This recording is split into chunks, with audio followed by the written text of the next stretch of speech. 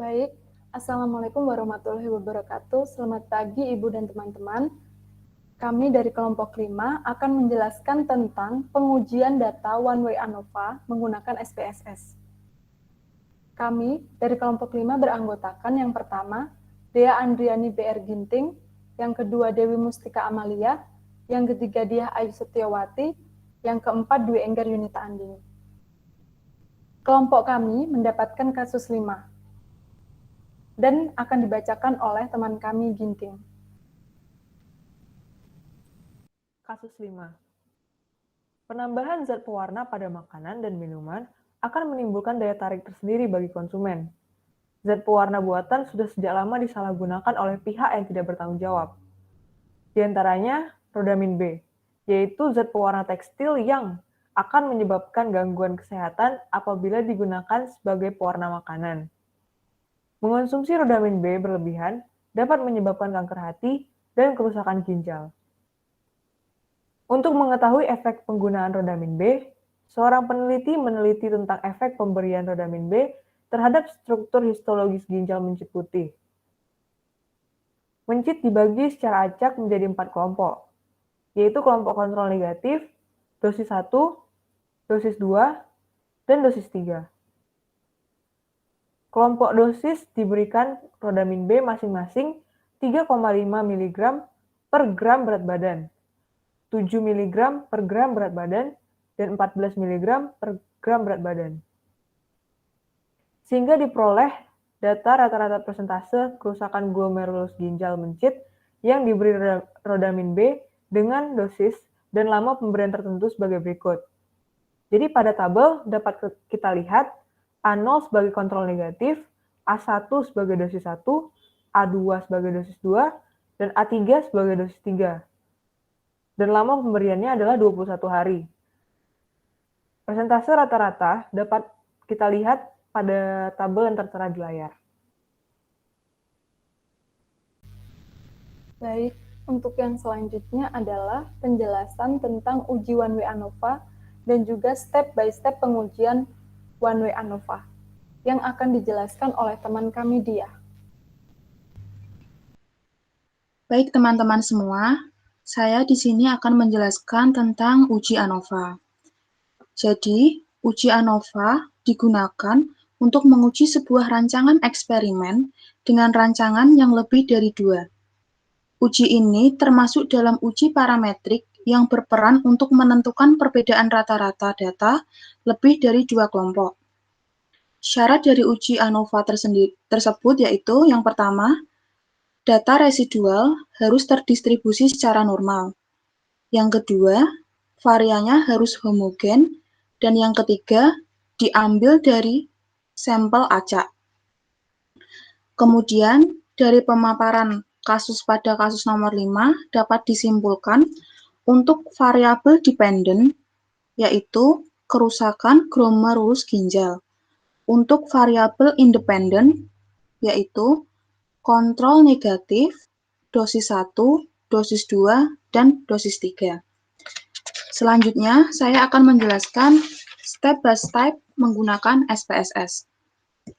Yang pertama, kita input data terlebih dahulu dengan menuliskan nama yang pertama itu kelompok perlakuan.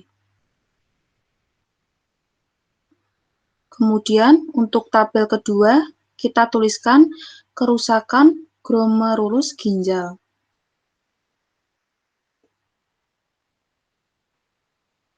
Kemudian pada tabel desimal, kita nolkan saja. Kemudian pada tabel label, kita beri nama sama pada awal tadi, kelompok perlakuan dan kerusakan glomerulus ginjal. Kemudian pada tabel values, kita beri pengkodean angka 1 untuk kode kontrol negatif,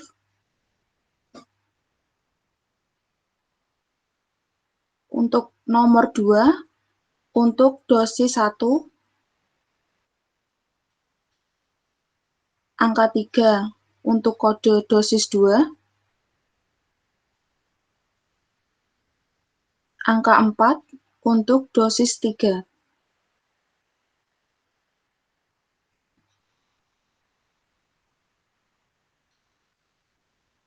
Kemudian pada tabel measure, kita klik nominal bagian atas, kemudian row pada tabel bawah kita pilih target. Setelah itu kita pindah ke data view. Kita tuliskan angka 1 sebagai kode kontrol negatif sebanyak 4 kali, kelompok kode 2 untuk dosis 1 sebanyak 4 kali, angka 3 sebanyak 4 kali, dan begitu seterusnya. Kemudian kita copy paste kerusakan ginjal pada data tabel hasil penelitian. Kita copy pastekan.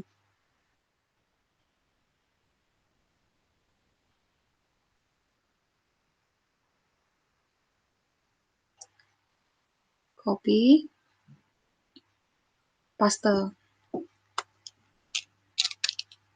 Setelah itu, setelah data di copy pastekan, kita akan uji normalitas terlebih dahulu. Kita klik analyze, kemudian pilih regresi, kemudian pilih linear. Kita masukkan di bagian dependen, yaitu kerusakan glomerulus ginjal. Untuk dependennya kita masukkan kelompok perlakuan. Kemudian kita klik save. Kemudian kita pilih unstandardized. Kemudian kita klik continue. Kemudian kita klik OK. Setelah muncul, kita minimize terlebih dahulu. Kita akan mengolah data hasil normalitas. Kemudian klik analyze. Pilih non-parametric test. Kemudian kita pilih legacy dialog. Kemudian kita pilih sampel. Setelah itu kita masukkan ke test variable list yang under standardized residual. Kemudian kita klik OK. Nah, setelah itu akan muncul hasil uji normalitas. Selanjutnya akan dijelaskan oleh rekan saya, Dwi Enggar. Baik, sebelumnya kita copy paste terlebih dahulu ke dalam Word.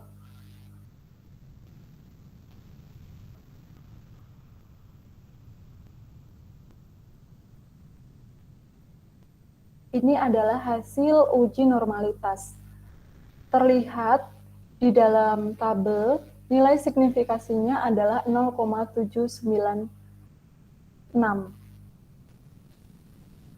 Sesuai dengan persyaratannya, yaitu data dikatakan normal apabila nilai signifikasinya adalah lebih besar dari 0,05. Dan terlihat ya, hasilnya adalah nilai signifikasinya adalah 0,796. Karena pada umumnya penelitian menggunakan tingkat kepercayaan 95%, sehingga karena hasil nilai signifikasinya lebih besar dari 0,05, data dikatakan terdistribusi normal.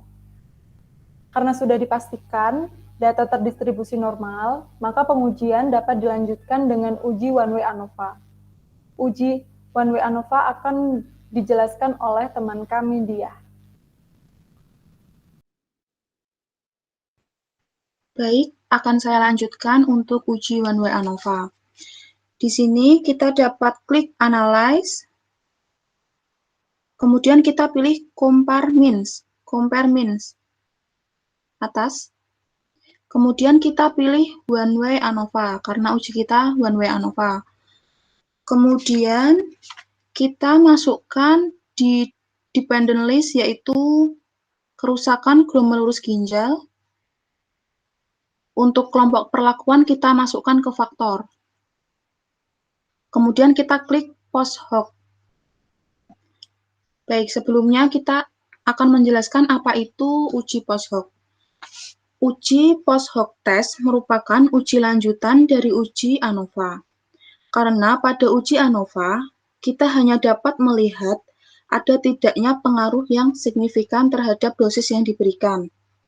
Uji post hoc test ini untuk melihat adakah efek yang sama setelah pemberian dosis pada kelompok perlakuan. Pada kelompok kami, kita memilih uji LSD dan Duncan. Kita klik LSD dan Duncan. Tapi di sini kalian bebas memilih uji apa saja, bisa selain uji ini. Setelah itu, kita klik continuous, kemudian kita pilih option, klik option. Kemudian kita klik homogenitas, continue, kemudian kita klik OK. Nah, di sini sudah terlihat hasil-hasilnya. Kemudian setelah itu pemaparan hasil ujinya akan dijelaskan oleh rekan saya, Dwi Enggar. Baik.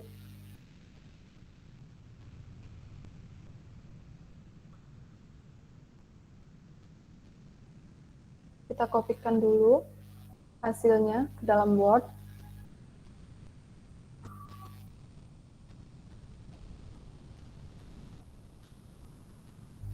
Nah, cara pembacaan hasil nilai homogenitas ini sama dengan pembacaan hasil uji normalitas, yaitu jika hasil nilai signifikasinya lebih besar dari 0,05, maka data tersebut dikatakan homogen. Terlihat ya bahwa nilai signifikasinya adalah 0,943, yang artinya bahwa data adalah homogen. Karena syarat sudah dipenuhi, yaitu hasil data sudah normal dan juga homogen, dan juga sudah dilakukan uji one way ANOVA, selanjutnya hasil uji one way ANOVA akan dijelaskan oleh teman kami Ginting. Jadi yang kita lihat adalah nilai signifikasinya. Hasil uji ANOVA merupakan kebalikan dari uji normalitas dan uji homogenitas. Jika uji ANOVA memiliki persyaratan, yaitu nilai signifikannya kecil dari 0,05, maka diartikan terdapat perbedaan yang bermakna atau signifikan pada setiap data. Bila nilai signifikasi T kecil dari 0,05, maka H0 ditolak. Artinya, terdapat pengaruh yang signifikan antara satu variabel independen terhadap variabel dependen. Tapi, kita belum mengetahui apakah ridamin B yang digunakan itu berefek terhadap struktur histologis ginjal atau tidak.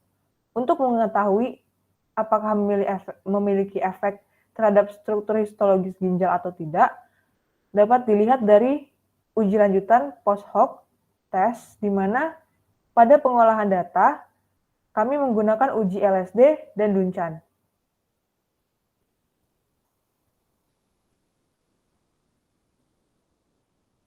Nah, cara membaca tabel Duncan, yang pertama, jika hasil yang didapat berada pada kolom yang berbeda, maka tiap perlakuan memiliki efek yang berbeda.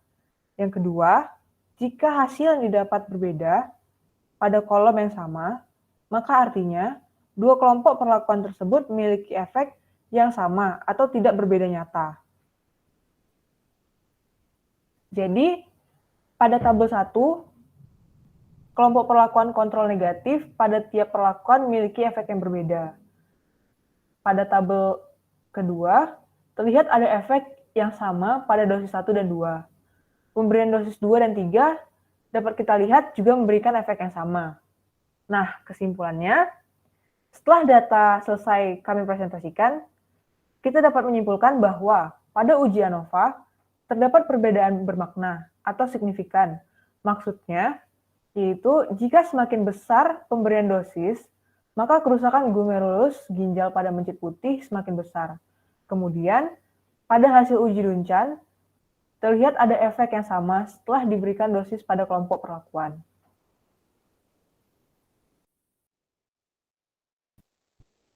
Sekian presentasi dari kelompok kami. Apabila ada salah kata, kami mohon maaf. Terima kasih atas perhatiannya.